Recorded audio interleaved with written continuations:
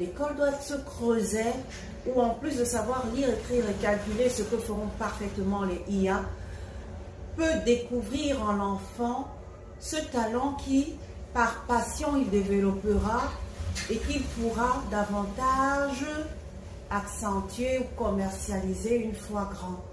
L'école ne doit pas pouvoir éteindre les talents des enfants, mais les révéler et les encourager à les développer. Le problème en Afrique, d'après mon humble avis, vient de la perception de soi.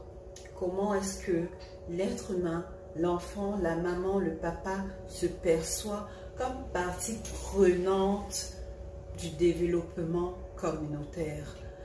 Après observation dans l'éducation chinoise, qui est une culture que je trouve assez inspirante, les enfants dès le bas âge sont éduqués au patriotisme pur et dur. La Chine inculque des valeurs de morale, d'économie et de fraternité aux enfants dès le bas âge, comme une devise, comme un leitmotiv, et ce n'est pas négociable. Et nous pouvons observer les résultats après des années de mépris par d'autres nations. Ils étaient considérés comme une usine, et pourtant c'était un état d'esprit communautaire qui bâtissait une grande nation. Donc le problème que nous devons revoir dans nos économies, c'est l'éducation de base.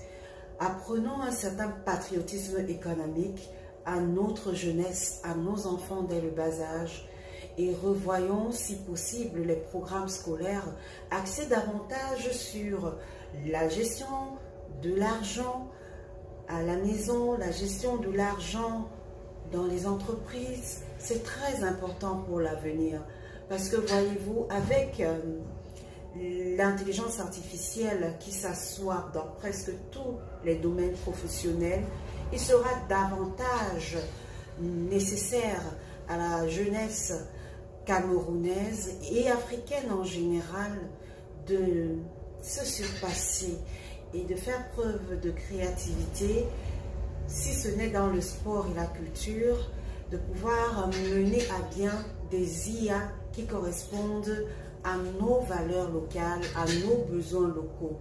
Et cela demande un certain patriotisme, une fois de plus, un certain esprit communautaire et une solidarité fraternelle.